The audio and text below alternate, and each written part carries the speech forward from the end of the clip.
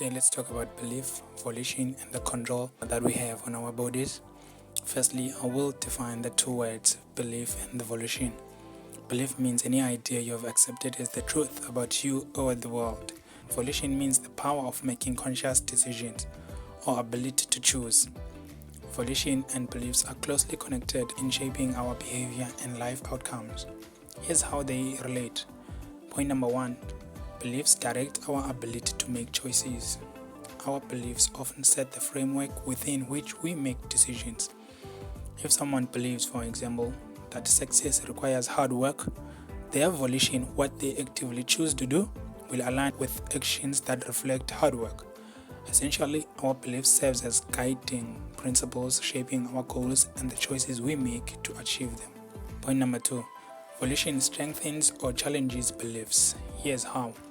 Every time we act on a belief, we reinforce it. For instance, if someone believes they are capable of achieving a goal, they take a consistent action towards it.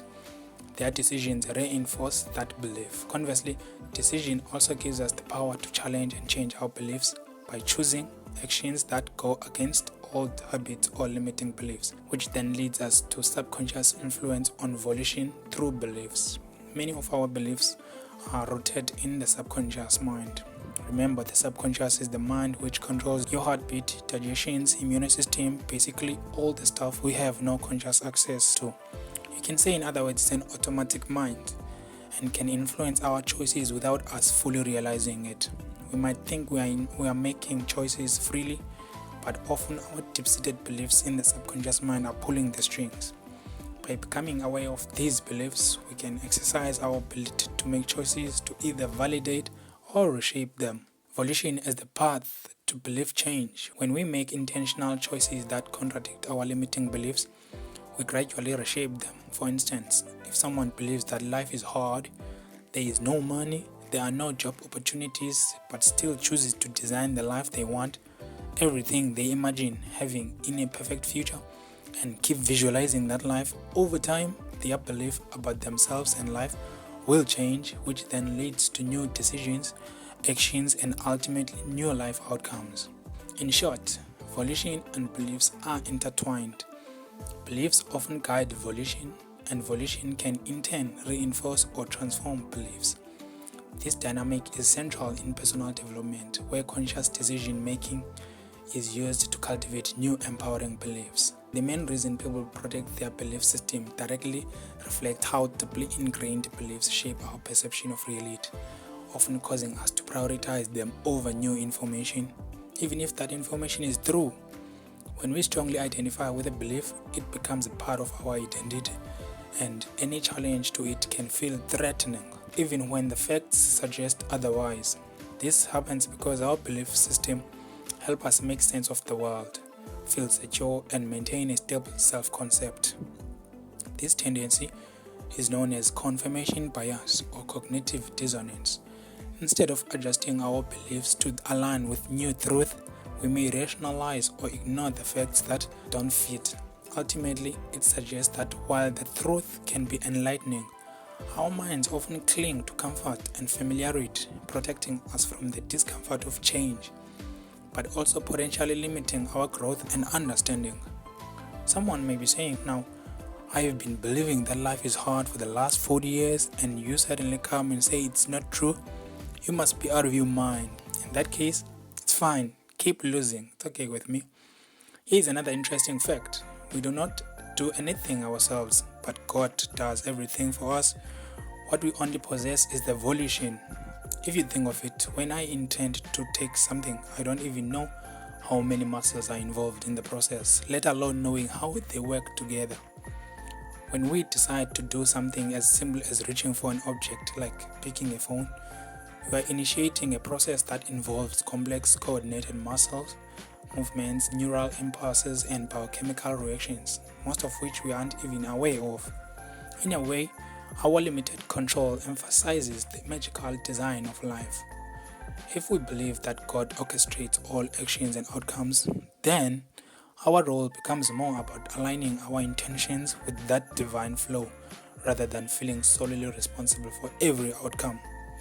This perspective can bring a sense of peace and purpose. knowing that our responsibility is to choose wisely while the how is handled by forces beyond our understanding. It turns life into a partnership with something greater where trust and surrender are just as important as willpower. In other words, we can say our body is nothing but an instrument for our consciousness. In this view, the body becomes a finely tuned vehicle or tool, allowing consciousness to experience, interact with, and influence the physical world. Our conscious awareness, our intentions, beliefs, and desires acts through the body, much like a musician playing an instrument. Just as a violin or a piano requires a skilled hand to create a beautiful music, the body relies on consciousness to direct its actions, from simple movements to complex decision making. When we understand ourselves this way, it shifts the focus from identifying solely with the physical body to recognizing ourselves as the consciousness behind it. This mindset can lead to a deeper sense of purpose and detachment from limitations we associate with the physical self, knowing that ultimately we are the consciousness using the body as a tool for expression and experience. Imagine your body as a car, a complex machine built for movement, navigation, and interaction with the physical world. Just as the car has an engine, wheels, gears, and fuel, your body has muscles, bones, organs, and energy systems that all work together to keep it moving. But without a driver, the car can't go anywhere on its own. In this analogy, consciousness is the driver. It's part of you that decides where to go, how fast to drive, when to stop or turn. The car follows the driver's instructions, responding to the driver's input through pedals, steering, and gears, yet it doesn't think or choose on its own. Similarly, the body responds to the directions of consciousness, our intentions, beliefs, and desires, without independently deciding what to do.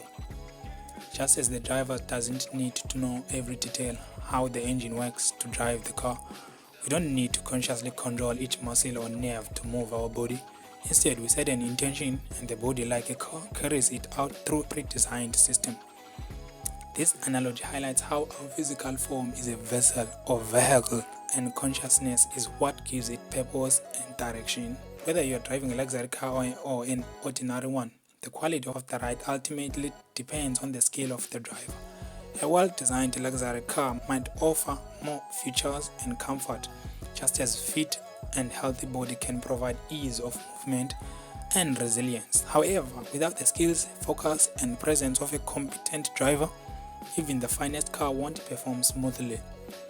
In the same way, our consciousness, our awareness, and mastery over our thoughts, emotions, and intentions affects how we navigate life. A skilled driver of a consciousness can steer through challenges with calm and control, making the journey smoother regardless of the vehicle they are driven. This perspective reminds us that while our physical body or life circumstances may differ, it's our level of awareness and self-mastery that defines the quality of our experience, and this also means the only true control we have is our own volition, our power to make choices and direct our actions. Our bodies, while responsive to our intentions, are indeed gifts that carry out our commands, like instruments lent to us to use wisely. In this sense, we have responsibility but not ownership. We are custodians of this body and life with the free will to guide it.